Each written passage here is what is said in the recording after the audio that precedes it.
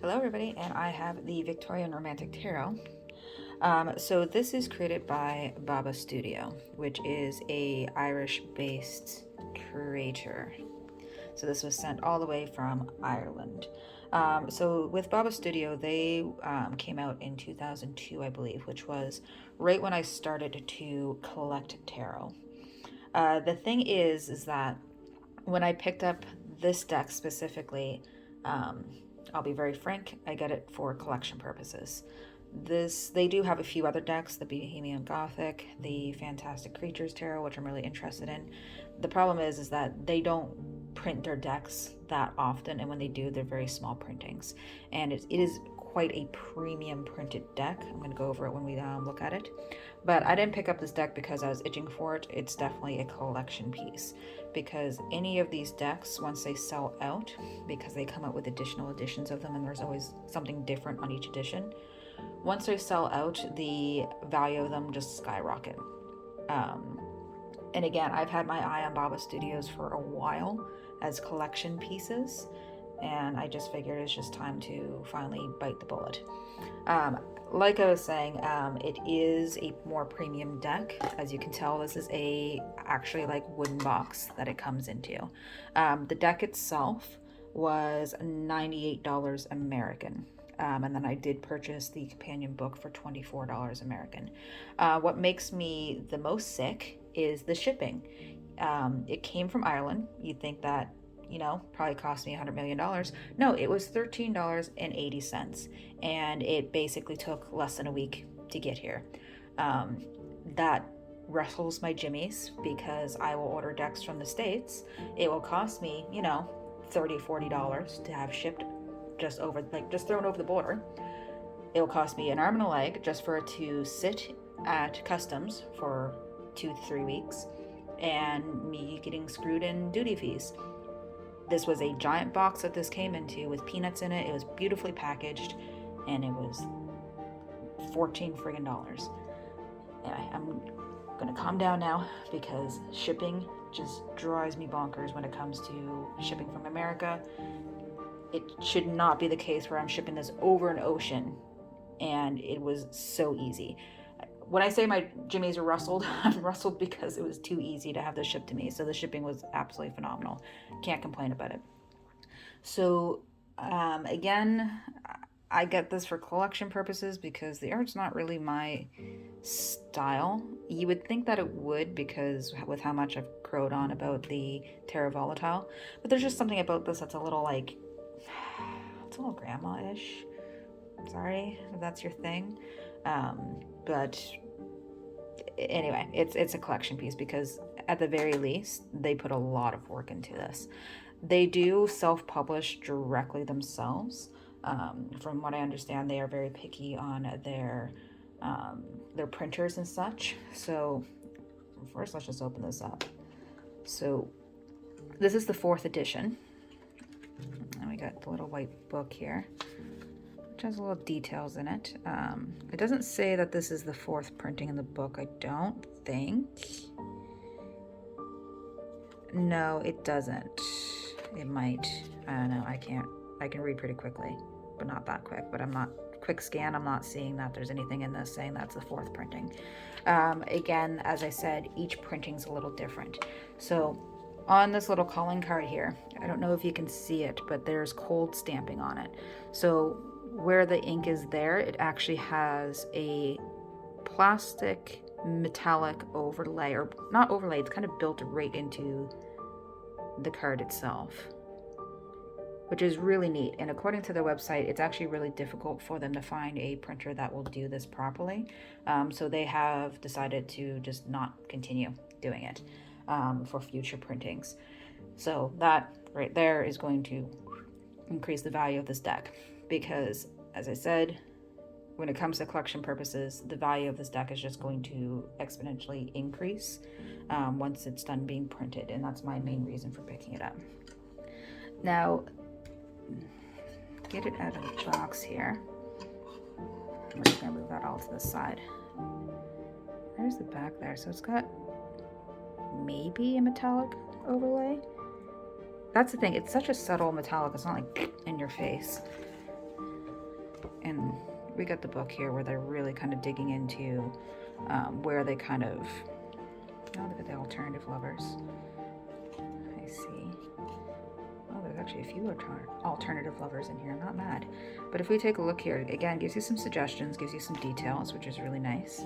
And it does actually tell you the sources of where they actually taken the art from, which is really cool. If they're going to have a deck that is going to have a lot of inspiration from classical pieces, I want to know where it comes from. And again, getting the book for limited pieces like this, I'm going to grab it for the sake of the collection. The little white book doesn't have much in here.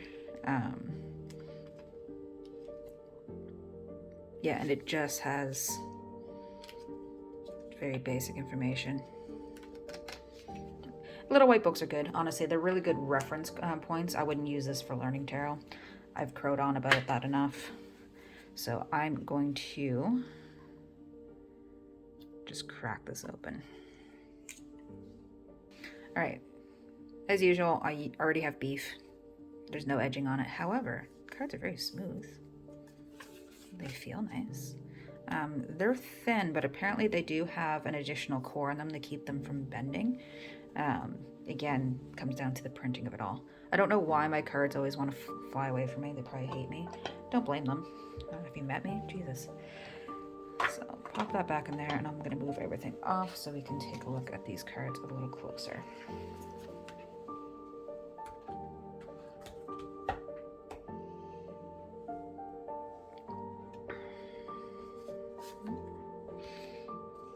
So the deck quality, like the card quality, is interesting, I'm finding. So yeah, there is metallic overlay there, but it's not really overly in your face.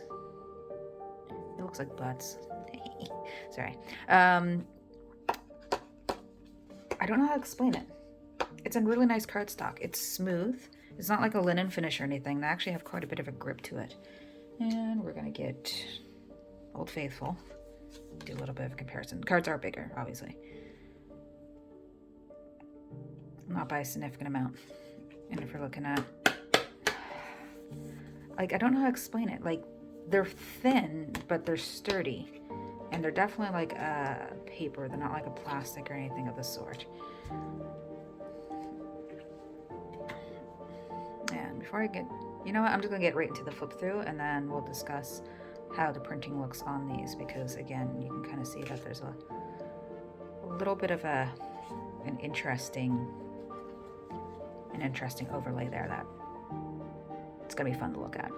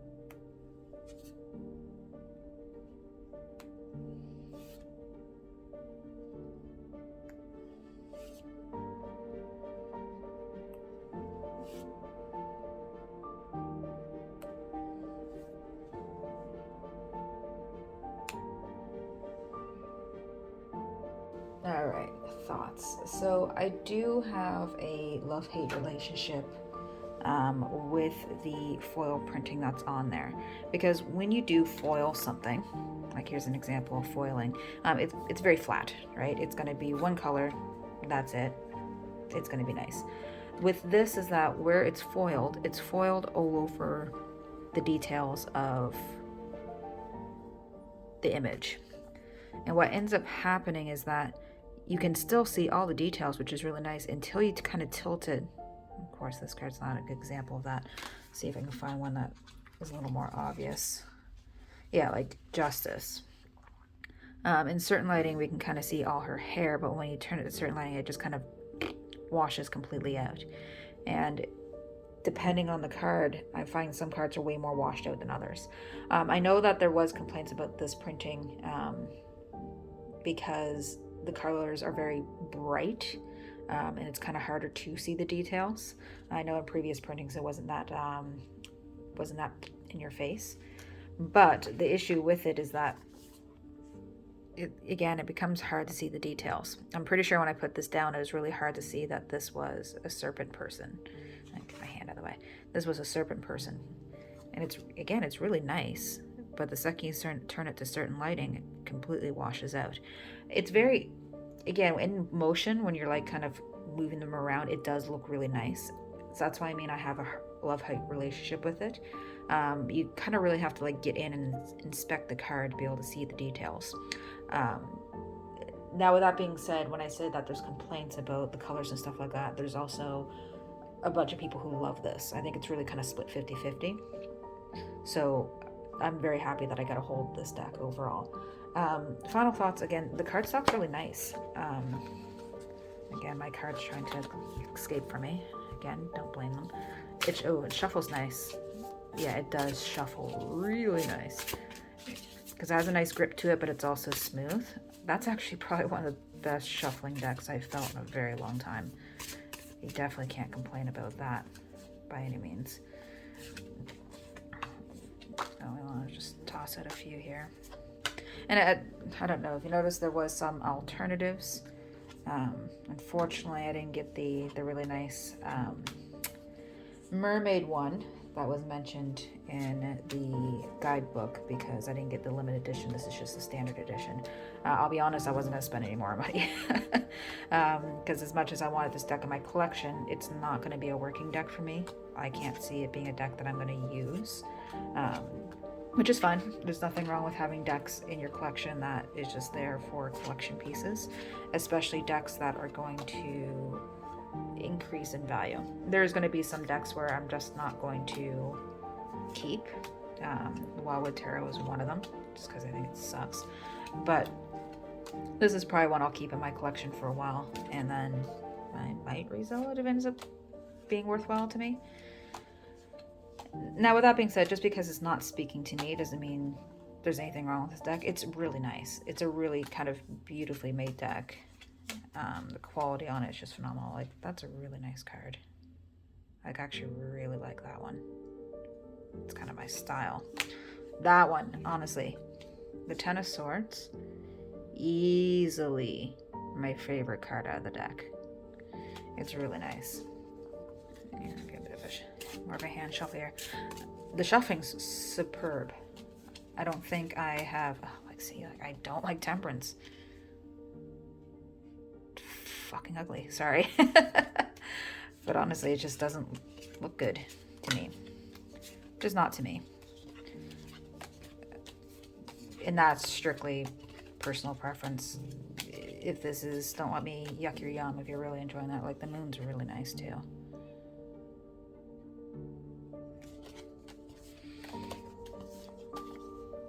But I feel like I needed to grab this deck. Oh, it moves so smooth though. One of the main reasons why I wanted to grab a hold of this deck is kind of because of nostalgia.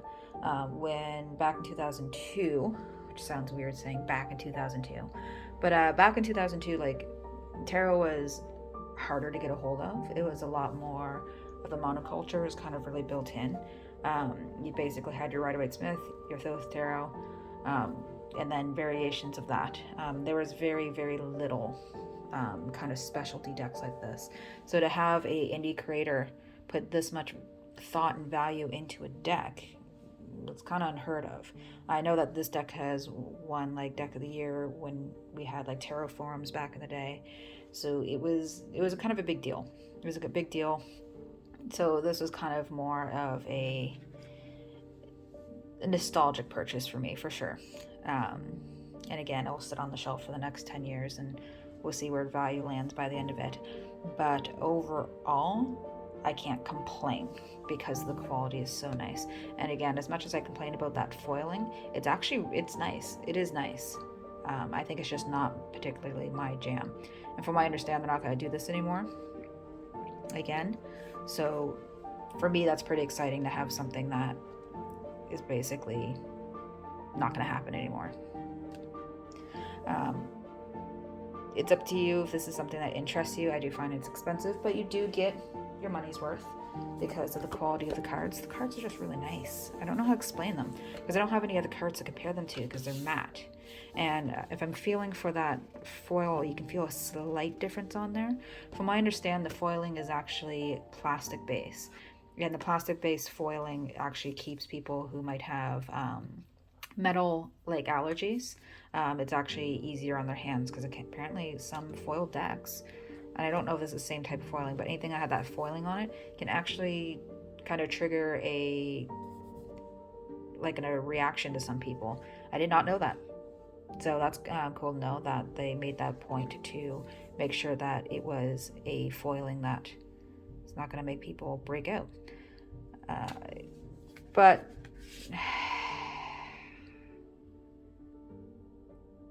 I like it. I just don't like it at the same time. And I think the reason why I don't like it is because when it does flash in certain lighting, you can't see shit. Like, that coat, like, that's way too much foiling because you can't see the details of like the folds there. You just see a big flash and it kind of is a little jarring compared to the rest of it. So I think it's just per card is my issue here, is that some cards it looks really, really nice on, and then some cards it just doesn't quite work because it just really washes out everything. Anyway, I complained enough. I will link below where you can purchase this if this is something that you're interested in. Again, I'm very pleased to have this in my collection. Not going to be a working deck for me just because I don't connect to it, but it's really nice. It's really pretty.